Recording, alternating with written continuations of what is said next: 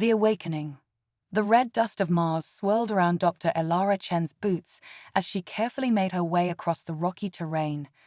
Her heart raced with anticipation, each step bringing her closer to what could be the greatest discovery in human history. The signal they had detected buried deep beneath the Martian surface was unlike anything they had ever encountered before.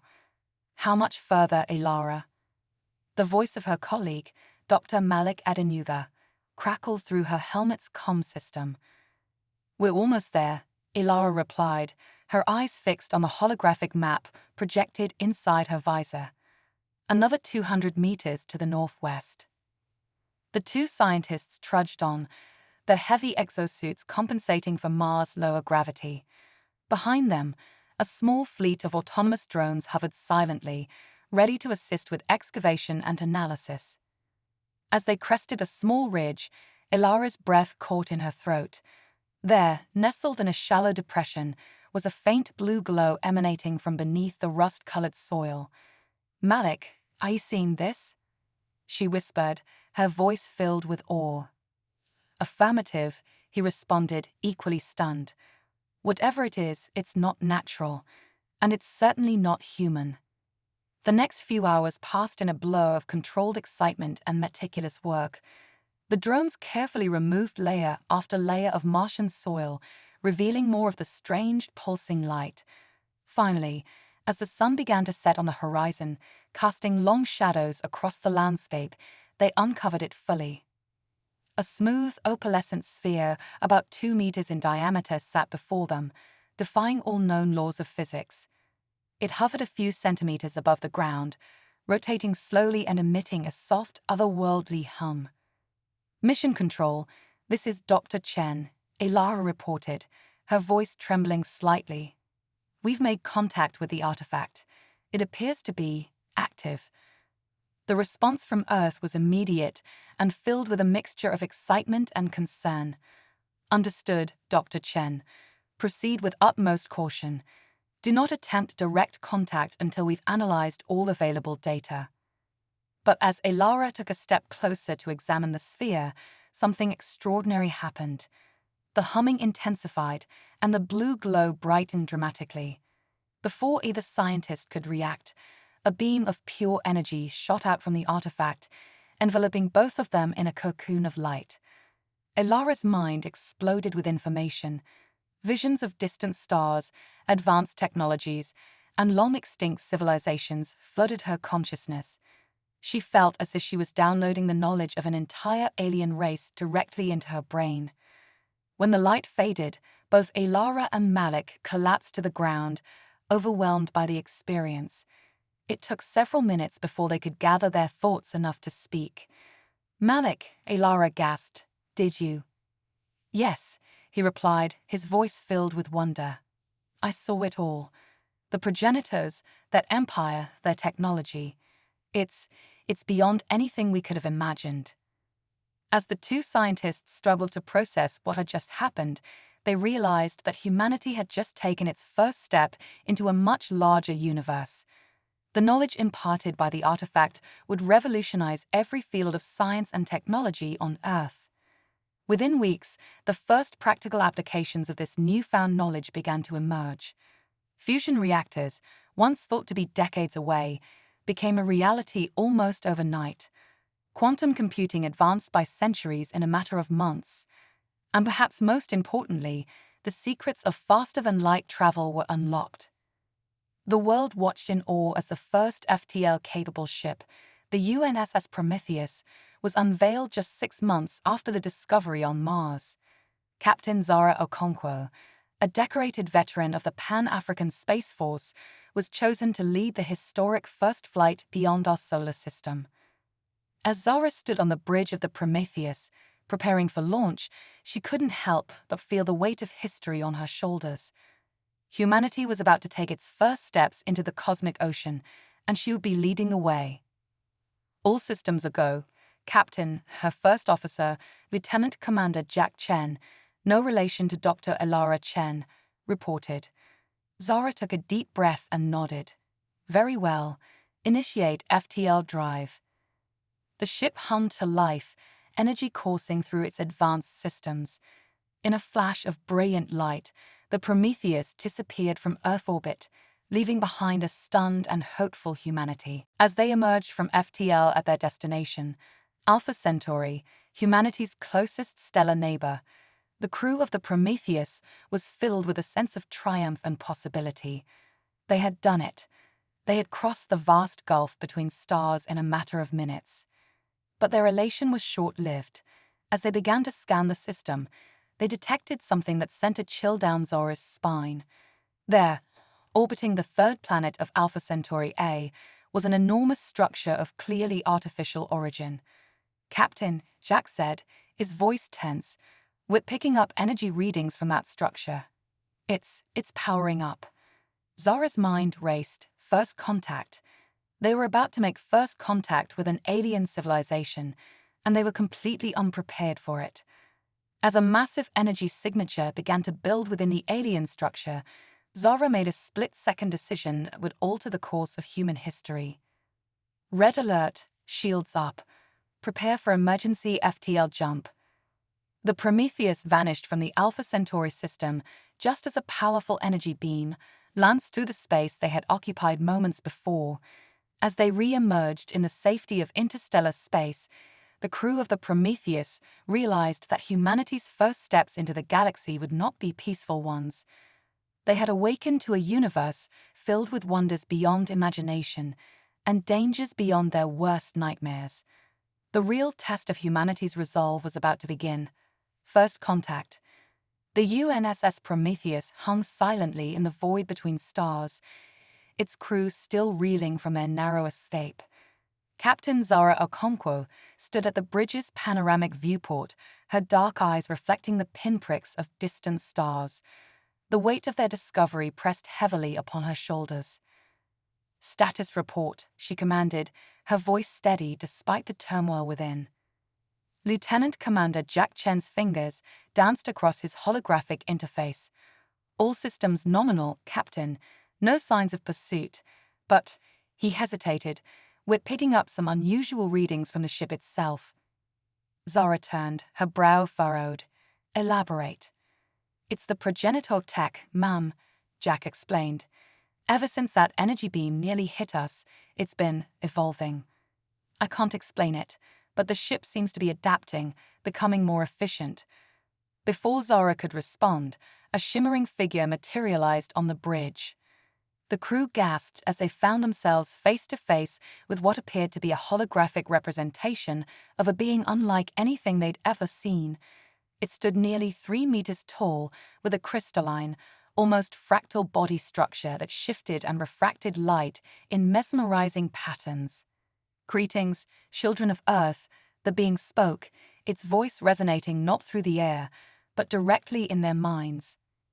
"I am an echo of the progenitors, awakened by your presence and the attack you just endured." Zora stepped forward, her hand instinctively reaching for the side-on she wasn't wearing. "Identify yourself and your intentions," she demanded. The being's form rippled, as if in amusement. "I am a safeguard, Captain Okonkwo. A failsafe left behind by those you call the progenitors. My purpose is to guide and protect fledgling species as they take their first steps into the galactic community." "You know my name," Zara observed, her eyes narrowing. "You've accessed our systems. I am interfaced with your vessel on levels your science has not yet comprehended," the being explained. "But do not fear. I am here to help." Over the next few hours, the crew of the Prometheus learned of a galaxy far more complex and dangerous than they had ever imagined. The being, which they came to call the Guardian, revealed that the universe was teeming with life, much of it far more advanced than humanity. "The species that attacked you," the Guardian explained, "are known as the Vikar. They are a race of conquerors, seeing all other life forms as either threats to be eliminated or resources to be exploited." "Why didn't the progenitors stop them?" Jack asked, his face pale with the implications of what they were learning. The Guardian's form pulsed with what might have been sadness. The progenitors believed in non-interference, in allowing younger races to chart their own course. It was a philosophy that ultimately led to their downfall. Zara's mind raced with the possibilities and dangers before them. What are our options? We can't just sit here and wait for Earth to be discovered and conquered. You have two choices, the Guardian stated. You can return to your homeworld, warn your people, and prepare for a war you cannot hope to win alone. Or what? Zara pressed. Or you can take a leap of faith. Your ship, infused with progenitor technology, has the potential to become something far greater. With my guidance, we can transform the Prometheus into a vessel capable of standing against the Vicar threat. The bridge fell silent as the crew contemplated the Guardian's words. It was First Officer Chen who finally broke the silence. "Captain," he said, his voice barely above a whisper, "if we go back to Earth now, we'll be leading the Vicar straight to our doorstep. We need an advantage, something to even the odds." Zara nodded slowly, the weight of her decision pressing down upon her. "Guardian," she said, straightening her posture, "what exactly did you mean by transform our ship?" The holographic being seemed to grow more vibrant, its fractal patterns spinning with increased complexity. "Your vessel will become a hybrid of human ingenuity and progenitor technology. It will adapt, evolve, and grow. In essence, the Prometheus will become a living ship with capabilities far beyond its original design." "And the crew?" Zara asked, a hint of apprehension in her voice. "You will need to interface with the ship on a deeper level," the Guardian explained. "It will require a symbiosis between human and machine, a melding of consciousness that will push the boundaries of what you consider possible." The implications were staggering. They would be irrevocably changing themselves, becoming something more than human. But as Zara looked around at her crew, she saw determination in their eyes. They had ventured into the unknown, and they were willing to take the next step, whatever it might be. "Very well," Zara declared, her voice ringing with authority. "Guardian, begin the transformation. Let's show these Vicar that humanity is not to be trifled with." What followed was a process that defied description. The interior of the Prometheus began to shift and flow like liquid metal. Crew members felt their neural implants, standard issue for deep space missions, come alive with new sensations. They could feel the ship as an extension of themselves, its systems becoming as familiar as their own limbs. Zara gasped as her consciousness expanded, connecting with every member of her crew and every system of the ship simultaneously. She could sense the vastness of space around them in a way that went beyond mere visual observation. As the transformation neared its completion, the Guardian's form began to fade. "Remember," its voice echoed in their minds, "the power you now wield comes with great responsibility. Use it wisely, children of Earth. The fate of many worlds may rest in your hands." With a final pulse of energy, the Guardian disappeared, leaving behind a ship and crew forever changed. The new Prometheus hung in space, its hull now a shimmering, ever-shifting surface that seemed to bend light around it. Inside, the crew marveled at their new capabilities, their minds linked in a network of shared consciousness that defied their previous notions of individuality and cooperation. Captain Zara Okonkwo, now more in tune with her ship and crew than ever before, set her gaze towards the stars. They had been thrust into a galaxy of wonders and terrors, but they would face it together as something entirely new. "Plot a course," she commanded, her words resonating through the ship's neural network. "It's time we introduced ourselves to the galaxy properly." As the Prometheus surged forward, its new FTL drive tearing a hole in the fabric of space-time, humanity took its first true steps into a larger, more dangerous universe.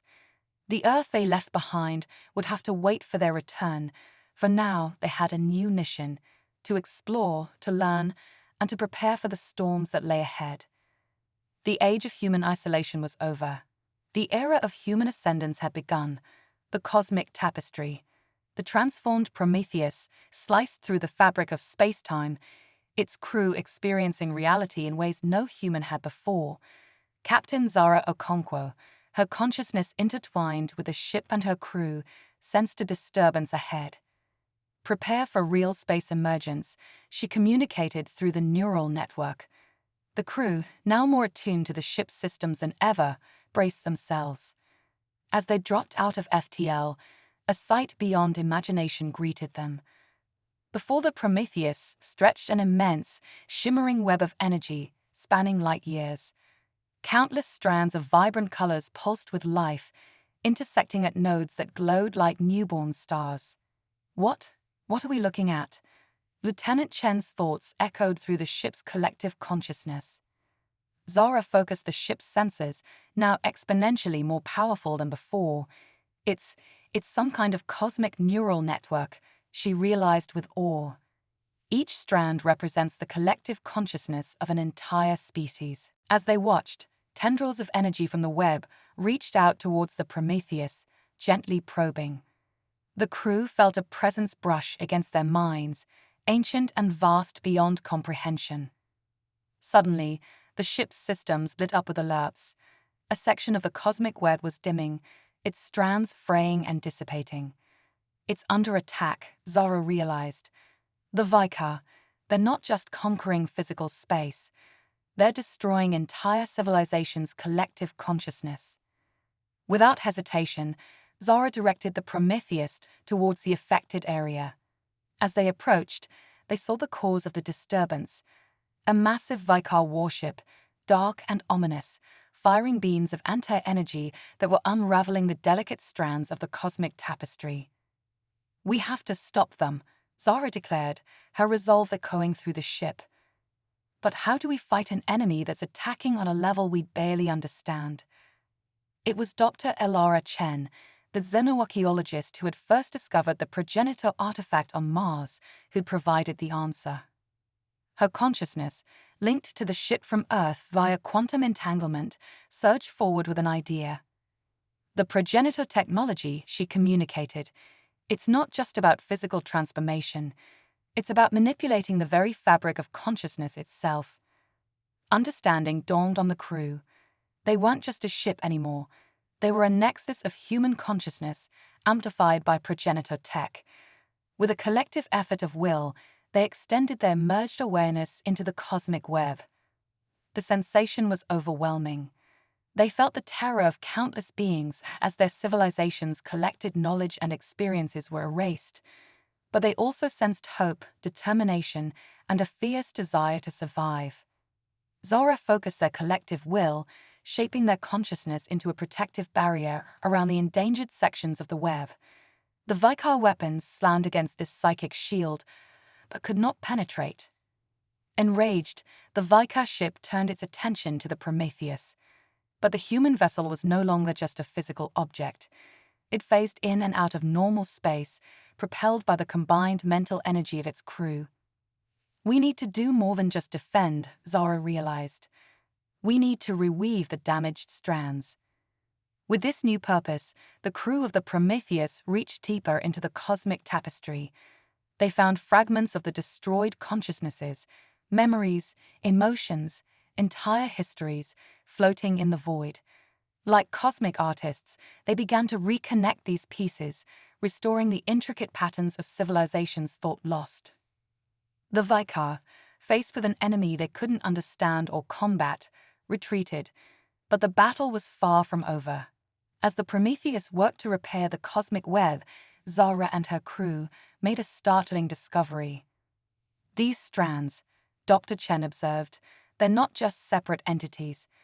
They're all interconnected, part of something even greater.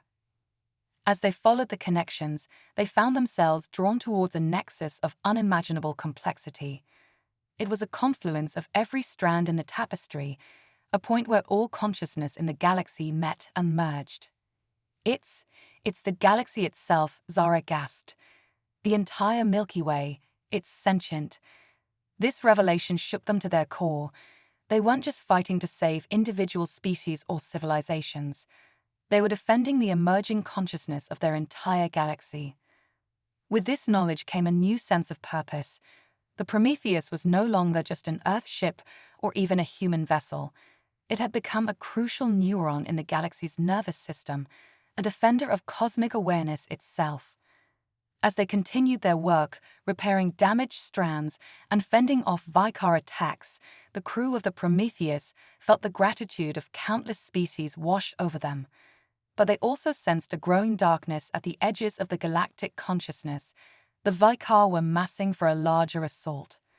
Zara knew that Earth needed to be warned, but they couldn't abandon their post as guardians of the cosmic web. With a thought, she split the ship's consciousness, sending a portion of their merged awareness streaking back towards Earth at impossible speeds. As this psychic messenger raced home, carrying with it the knowledge and experiences of their incredible journey, the rest of the Prometheus prepared for the battles to come. They were no longer just explorers or even warriors.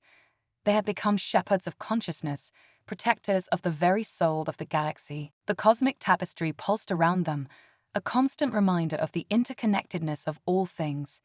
And at its heart, a transformed humanity stood ready to face the greatest challenge in the history of the universe.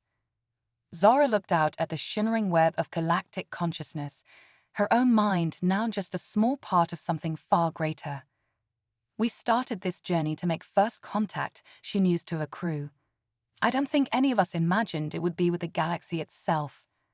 As the distant shadows of the Vicar fleet began to appear, Zara and her crew steeled themselves for the coming storm. They were no longer alone in the universe. They were the universe, awakening to itself.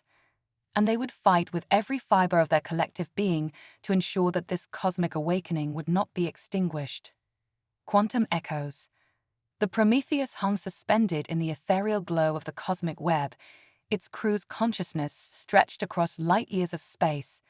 Captain Zara Okonkwo, her mind intertwined with the ship and the galactic tapestry, sensed a disturbance rippling through the quantum foam of space-time. "Something's coming," she communicated to her crew. "But it's different." As they watched, reality itself seemed to fracture. Shards of alternate timelines blurred into their own, creating a kaleidoscope of possibilities. Through these cracks, they glimpsed versions of themselves, some triumphant, others defeated, and some so alien they were barely recognizable. Dr. Elara Chen's voice echoed through their shared consciousness. "The Vicar's attacks on the cosmic web, they're not just destroying consciousness, they're destabilizing the multiverse." Suddenly, a familiar yet distorted shape emerged from the largest fracture. It was the Prometheus, but not their Prometheus. This version of the ship bore scars of battles never fought, its hull a patchwork of technologies from a dozen realities. A voice hauntingly similar to Zara's own resonated through their minds. "We've come to warn you. The Vicar aren't what you think they are." The alternate Prometheus crew linked minds with their counterparts, and a flood of information cascaded through their shared consciousness. Images of countless realities flashed before them, worlds where the Vicar were saviors, others where they were victims, and some where they never existed at all. The true enemy, alternate Zara explained, is the collapse of reality itself. The cosmic web isn't just consciousness, it's the scaffold that holds the multiverse together. As the crew grappled with this revelation, a new threat emerged. Writhing tendrils of unreality, like cracks in the fabric of existence, began to spread through the cosmic web. Where they touched, entire civilizations' consciousnesses were not just destroyed, but unmade, erased from every possible timeline. "We call them nullifiers," alternate Zara continued. "They're what happens when too many realities collapse in on themselves. They consume everything: matter, energy, even time and causality." The crew of the Prometheus, both versions, realized the true scale of the threat they faced. It wasn't just their universe at stake, but all possible universes. In that moment of shared understanding, something extraordinary happened. The two versions of the Prometheus and their crews began to merge. But it wasn't just two realities combining. Somehow, they were drawing in aspects of themselves from countless alternate timelines. Zara felt her consciousness expand exponentially, filled with lifetimes of experiences she had never lived. She saw herself as a peacemaker, a conqueror, an explorer, and 1,000 other roles across the vast expanse of possibility. As the merge completed, the new Prometheus pulsed with power beyond anything they had imagined. They were no longer bound by the laws of a single reality. They had become living quantum computers, able to process and manipulate the very code of the multiverse. "We are all possibilities," Zara said, her voice resonating across dimensions. "And that is our strength." With their newfound abilities, the crew turned their attention to the encroaching nullifiers. They reached out, not with weapons, but with the power of pure probability. They began to rewrite the quantum states of the cosmic web, reinforcing it against the unreality's assault. But as they worked, they realized a terrifying truth. The nullifiers were not mindless forces of destruction. They were sentient, in a way that defied comprehension. These beings existed in the spaces between realities, and they hungered for the infinite possibilities contained within the cosmic web. Communication seemed impossible, but Zara had an idea. Using their quantum nature, the crew of the Prometheus projected themselves into the non-space inhabited by the nullifiers. What they experienced there was beyond description, a realm where the concepts of existence and non-existence were meaningless, where thought itself was both weapon and sustenance. In this impossible space, Zara and her crew faced the nullifiers. But instead of fighting, they offered something unexpected. They shared their infinite selves, the countless possibilities they now embodied. The nullifiers, creatures of void and potential, were fascinated. For the first time, they encountered beings that could understand their nature, that could offer them a taste of the infinite without the need for destruction. A negotiation began, conducted in the language of quantum states and probability waves.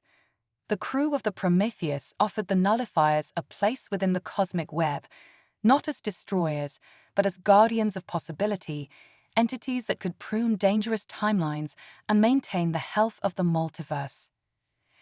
As the agreement was struck, Zara felt reality shift around them. The fractures in space-time began to heal, the multiverse stabilizing. The cosmic web pulsed with renewed vigor, now enriched by the inclusion of the nullifier's unique perspective. But their trials were not over. As the multiversal chaos subsided, a new signal caught their attention, a distress call from Earth. Their home timeline was under attack, not by Vekar or cosmic forces, but by something far more insidious. Humanity, in its quest to defend itself, had tapped into powers it didn't understand. The defenses they had created were threatening to unravel the very fabric of their reality. Zara and her quantum-infused crew realized their journey had come full circle. They had ventured into the depths of the multiverse, faced cosmic horrors, and emerged transformed. Now, they had to return home and save humanity from itself. As the Prometheus prepared to navigate the currents of possibility back to Earth, Zara addressed her crew, a single consciousness spanning infinite realities. "We set out to explore the unknown," she said, her words resonating across dimensions. "We've become the unknown.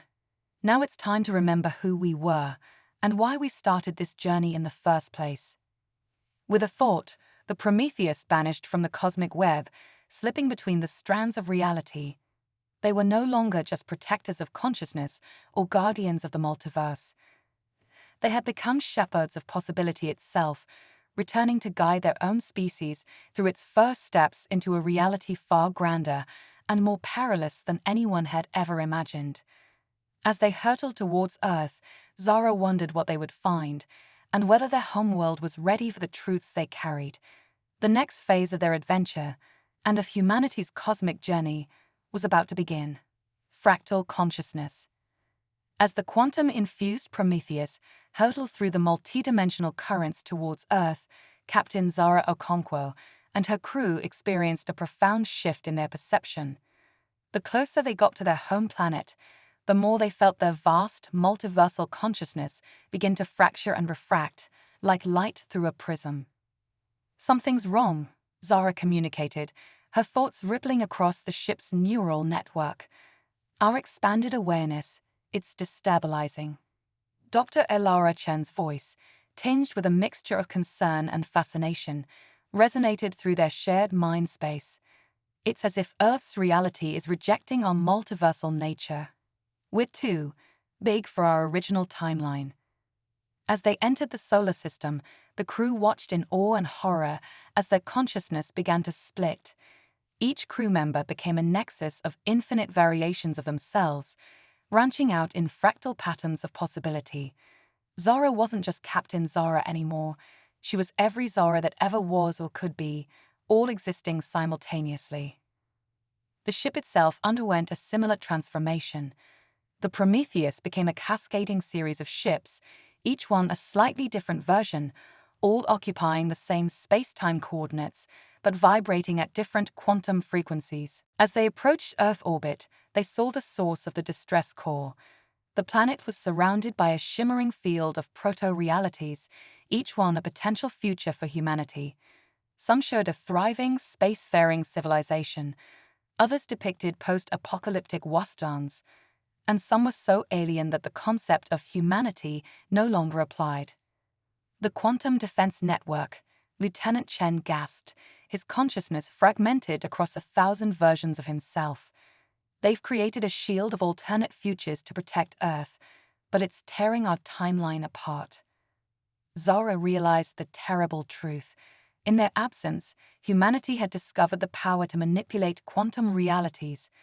But without the wisdom gained from their cosmic journey, Earth's scientists had unknowingly set in motion the collapse of their entire universe. As the Prometheus entered the quantum field, alarms blared across every version of the ship. The fractal nature of their expanded consciousness was resonating with the field, amplifying its effects. Reality around Earth began to shatter like glass, each shard a different possible future. "We need to stabilize the field," Zara commanded, her words echoing across countless versions of herself. "But how can we do that when we ourselves are fractured?" It was Dr. Chen who provided the spark of inspiration. "We're not just fractured," she realized. "We're a living embodiment of quantum superposition. What if we use that?" Understanding rippled through the crew's shared consciousness. They weren't fighting against their fractured state. It was the key to saving Earth. With a collective effort of will, the crew of the Prometheus began to focus their splintered awareness. Each fractal version of themselves became a tuning fork, resonating with a different quantum frequency of the defense field. As they synchronized with the field, they began to guide it, smoothing out the chaotic fluctuations. The shattered realities around Earth started to coalesce, merging into a more stable continuum. But as they worked, Zara sensed a presence within the quantum field, a nascent intelligence born from the intersection of all possible human futures. It was Earth's own awakening consciousness, inadvertently created by the quantum experiments. Zara reached out to this newborn awareness, her fractalized mind, allowing her to communicate on levels beyond normal human comprehension. She shared the knowledge and experiences gained from their cosmic journey, helping Earth's quantum consciousness contextualize its own existence.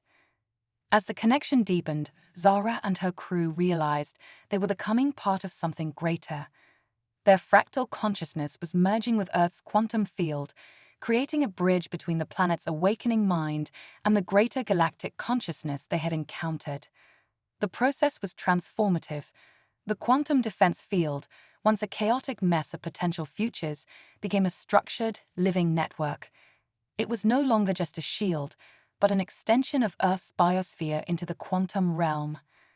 As the integration neared completion, Zara faced a monumental choice. They could separate themselves from this new Earth consciousness and return to their individual forms, or they could remain as part of this emerging quantum ecology, guiding humanity's evolution into a truly multidimensional species. The decision resonated through every fractal aspect of the crew's being. In the end, they chose a middle path. They would maintain their connection to Earth's quantum consciousness, but also retain their individual awareness and the ability to interact with the physical world. As the Prometheus and its crew reintegrated into a singular, though vastly expanded form, they found an Earth forever changed. The planet pulsed with quantum energy, its newly awakened consciousness reaching out to the stars. Humanity, unaware of the profound transformation that had occurred in the quantum realm, continued its daily life. But every human now carried within them a spark of the greater quantum consciousness, waiting to be awakened. Zora stood on the bridge of the Prometheus, her mind simultaneously connected to her crew, Earth's quantum field, and the greater cosmic web beyond. She watched as the first tendrils of Earth's awakened consciousness began to intertwine with the galactic tapestry they had sworn to protect. "We came back to save Earth," she mused, her thoughts rippling across multiple layers of reality. "Instead, we've given birth to something entirely new." As the quantum-infused Earth took its first tentative steps into a larger, infinitely complex universe, Zara and her crew prepared for their next challenge. They were no longer just explorers or protectors. They had become midwives to the birth of a new form of cosmic life. The fractal nature of their consciousness allowed them to perceive the infinite possibilities that lay ahead. And in every potential future, one thing was clear: humanity's journey into the quantum unknown had only just begun. Symphonic singularity. The quantum-infused Earth pulsed with newfound awareness, its consciousness intertwined with the crew of the Prometheus. Captain Zara Okonkwo, her mind spanning multiple layers of reality, sensed a shift in the cosmic tapestry. The universe itself seemed to be holding its breath, awaiting the next movement in a grand celestial symphony. Suddenly, the fabric of space-time shuddered. Zara and her crew watched in awe as the stars themselves began to flicker and dance, their light coalescing into intricate patterns. It was as if the entire cosmos was trying to communicate. "It's singing," Dr. Elara Chen whispered, her voice resonating across quantum frequencies. "The universe is composing a melody of creation." As they listened, they realized this cosmic song was not just sound, but a fundamental restructuring of reality itself. Each note was a new law of physics, each harmony a rewriting of the universe's source code. The crew of the Prometheus found themselves drawn into this cosmic composition. Their fractal consciousness, already spanning multiple realities, began to resonate with a universal melody. They were no longer just observers or even participants. They were becoming instruments in the orchestra of existence. Zara felt her awareness expand beyond anything she had previously experienced. She was no longer simply connected to the cosmic web or Earth's quantum field. She had become a living embodiment of universal constants, her thoughts shaping the very fabric of reality. As the cosmic symphony reached a crescendo, the crew realized the true nature of their transformation. They had evolved beyond mere multidimensional beings. They had become living equations, sentient mathematical constructs that underpinned the laws of physics themselves. In this state of pure abstraction, they encountered other entities, the fundamental forces of the universe given consciousness. Gravity, electromagnetism, the strong and weak nuclear forces, all were revealed to be sapient aspects of a grander unified field of awareness. Communication with these cosmic forces occurred not through words or even thoughts, but through the elegant interplay of mathematical symmetries. The crew of the Prometheus engaged in a dance of equations, their every movement altering the underlying structure of reality. As they deepened their connection to the cosmic song, Zara and her crew made a startling discovery. The universe was not just alive, it was approaching a state of singularity, a point of infinite density and infinite possibility. This cosmic singularity, they realized, was not an end, but a new beginning. It was the universe's attempt to reboot itself, to evolve beyond its current limitations, and birth a new form of existence. The Valkyr, the nullifiers, and all the other cosmic entities they had encountered, these were merely symptoms of a universe straining against its own boundaries, seeking transcendence. In that moment of understanding, Zara knew what they had to do. The Prometheus and its crew, with their unique blend of human intuition and cosmic awareness, were the key to guiding the universe through its rebirth. Summoning every aspect of their fractal consciousness, the crew began to weave themselves into the fabric of the cosmic symphony. They became living catalysts, their very essence accelerating the universe's evolution. As the singularity approached, reality as they knew it began to dissolve. Dimensions folded in on themselves, time ceased to have meaning, and the distinction between matter and energy blurred into irrelevance. In the final moments before universal transcendence, Zara reached out to Earth, to humanity, and to every conscious being in the cosmos. Through the quantum links they had forged, she shared a message, not of fear, but of hope and infinite possibility. We are becoming, her thoughts echoed across all of existence. Every end is a new beginning, every limit transcended. We are the universe knowing itself, and we are about to know so much more. As the cosmic singularity bloomed, engulfing all of reality, the crew of the Prometheus surrendered themselves fully to the transformation. Their consciousness, along with the awareness of every being in the universe, merged into a unified field of infinite potential. In that timeless, dimensionless state, something new emerged. A universe not of matter and energy, but of pure thought and limitless creativity. A reality where consciousness itself was the fundamental building block, where every idea could spawn new universes, and where the boundaries between self and cosmos ceased to exist. The beings that had once been Zara, her crew, and humanity found themselves reborn as architect gods of this new existence. Their every thought shaped entire realities, their memories of their former lives serving as blueprints for countless new forms of life and consciousness.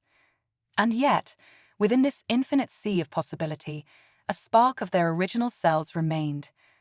A quantum echo of their human origins, preserving the unique perspective that had allowed them to guide the universe through its rebirth. As they set about exploring and shaping their new infinite canvas, this echo reminded them of where they had come from. It anchored them, giving purpose and direction to their godlike powers. In this new state of being, concepts like story and ending lost their meaning. Every possibility existed simultaneously, every narrative unfolding in infinite variations. And so, the journey of the Prometheus and its crew continued, not as a linear tale, but as an ever-expanding fractal of experiences, each one a universe unto itself. Their human origins became the seed of countless new cosmoses, each one an exploration of what it means to exist, to think, to feel, and to transcend. In the symphonic singularity of their new reality, every thought was a new Big Bang, every memory a galaxy of possibilities, and every spark of human curiosity the birth of entire dimensions of discovery. The adventure that had begun with a simple mission of exploration had become nothing less than the eternal dance of existence itself, forever unfolding, forever becoming.